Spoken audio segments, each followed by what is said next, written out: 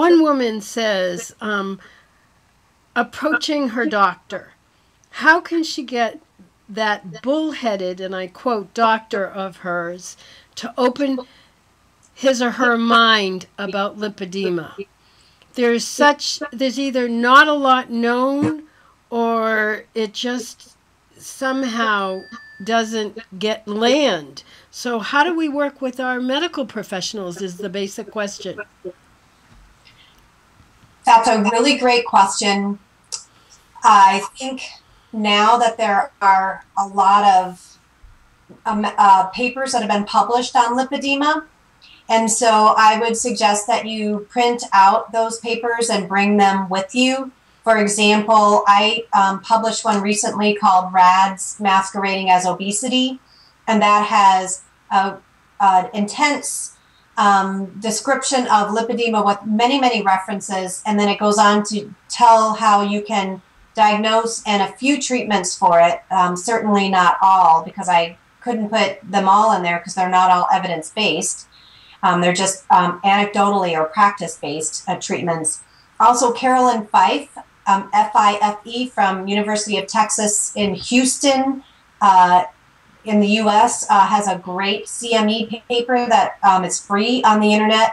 And then in the UK, of course, you have Dr. Mortimer, and he's got publications on lipedema and has a website that you can send your doctor to, and he can read about lipedema on that website. So I think that's really the best you can do. I think really it's now a golden age for lipedema, and publications are going to start coming out. I want to start a research study. There's a Dr. Mortimer has one ongoing. So come armed and know that you're part of our family and we're behind you. What kind of specialists should we be seeing? Dermatologist, endocrinologist, I know you're one, vascular surgeons? So endocrinology, I am an endocrinologist. Really, endocrinologists in the U.S. don't know much at all about lipedema, so they're not the right one to seek out. I think if you contact your manual lymph drainage therapist and find out which doctors refer to them, that would be one way to find a provider. Also, vascular surgeons tend to know quite a bit about lymphedema, and they may not recognize that you have lipedema, but some do. And just be very careful, because a lot of them want to do invasive procedures on you, and you just have to be very careful. Anytime you alter the structure of your tissue, you're putting yourself at risk for furthering the risk for development of lipolymphedema. So just be very careful. So it can be any kind of provider. It could be a general practitioner. It could be a nurse practitioner even. It could be a dermatologist or a vascular surgeon. And I think you just have to do some research. There are also lymphedema care centers that may actually have providers with a focus on lymphedema, but those are rare. So in light of that, we talked a little bit about menopause, but somebody says, I just discovered that I have lipedema at the age of 51. Is it possible for me to receive some care and to be able to get well from this? And especially having to do with menopause. I definitely think that any time is a good time to start treating lipedema. So it doesn't matter how old you are or when your lipedema developed, I would definitely pursue treatment. In terms of the menopause, of course, it's a difficult time.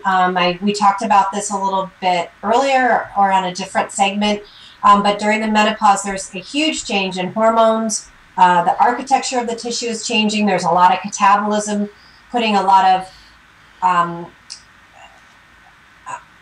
making it very difficult for the lymphatics to actually function normally. So I think during this time you really need to ramp up the treatment, the exercise, the compression, the manual lymph drainage, eating well.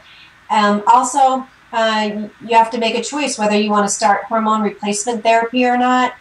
There's not a lot of support for starting hormone replacement therapy because of the risk of breast cancer.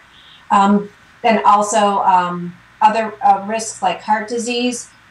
But some women just aren't doing very well without their hormones. They're not sleeping. They're having hot flashes. It's really affecting their lives. And so I would say at that time you could consider low-level hormone replacement therapy, maybe even consider a hormone replacement therapy patch.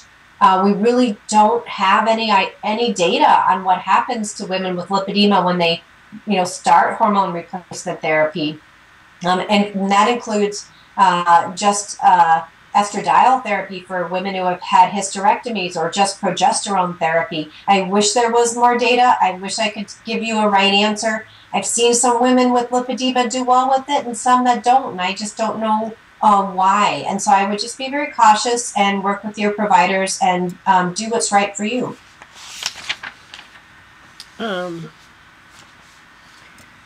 So the next question has to do with what are the similarities or the relationship of lipedema with Durkheim's disease? Is there any relationship? Because some people think that perhaps that there is. Mm-hmm. So if you look at Dr. Durkheim's first patient, it was a woman who had huge lipedema arms. She had huge folds of lipedema fat, and he even describes the tissue, which resembles the descriptions from today of lipedema tissue. So the difference was that woman had a lot of severe pain, but her tissue changed in real time because she didn't have flow, and so tissue pooled whenever she had inflammation or she didn't move around very much. She got sick. She ate different food. Who knows? So I think she actually had widespread lipedema tissue. And so, we're back to people drawing lines. Do you only have lipedema if your fat is affected below your umbilicus and on your arms? The minute it goes on your abdomen, do we suddenly say, oh, you don't have lipedema, you have Durkheim's disease? I don't think so. I really do think that lipedema can be everywhere, like Dr. Durkheim's first patient. But with that said, I would like to see the data. Show me the data. Let's figure out what the difference is between the two. I do know that there are cases of Durkheim's disease that are much different from that of lipedema. And these include people who have these small nodules in their tissue. They're very thin people sometimes, and their fat on the top of those little nodules that are much deeper is normal. So there's a normal upper layer of fat, and that's not lipedema. So that's one case where it's different. The second case where it's different are in people who have just big globs of fat tissue that we call lipomas. And really, they're not exactly lipomas. They're just the fat has congealed together in an inflammatory mass to form a lobule. And that's palpated as a lipoma. When you go in the tissue and you pull it out, it doesn't have a usual capsule like a lipoma. And a lot of those people have angiolipomas. And those really aren't lipomas. Those are vascular malformations. So I would say that Durkheim's is a more vascular a disease where there's more vascular disturbance, so dominance, and lipedema is more where there's lymphatic difference. But there is overlap with that one type of Durkheim's disease, and so hopefully we'll be able to figure this out without taking huge chunks of tissue out of people, because I think that's also risky in both types. Another piece that we sort of touched upon when we first started on one of the other segments, but the Rad Diet. Can you be more specific about what it is, how it was developed, and why it works? Mm-hmm. So I actually named the Rad Diet. I was looking for a catchy name for fat disorders, and rare adipose disorders with the acronym RAD sounded great. And so I was part of the FDRS at the time that I named that diet. But the diet was developed apart from the FDRS by me working with patients, basically listening to what worked for patients and what didn't. And also, I developed it based on what I think the pathophysiology of lipedema, Durkheim's disease is. And that is that if you eat fat, fat is absorbed into your lymphatics from your gut. And the lymphatics in your gut are called lacteals. And so if you eat quite a bit of fat, you're loading up your lymphatics. You're forcing your lymphatics to work really hard. And that's something we don't want to do. We want to make the job really easy for the lymphatics so we don't stress them. So lower fat diet. If you're going to eat fat, medium chain triglycerides are a good choice because they're absorbed directly into the vascular system. And also one of the best oils made primarily of medium chain triglycerides is olive oil, which also has a natural anti-inflammatory. And coconut oil also has a lot of medium chain triglycerides and a higher flash point. So when you cook with it, it isn't changed as much. So low fat, using olive oil when you need to, or coconut oil when you need to. And then low carbohydrate.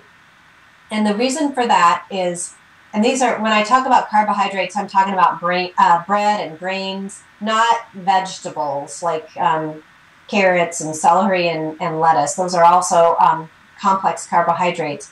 When you eat carbohydrates, you cause insulin to be stimulated from the pancreas. That insulin causes fat to grow.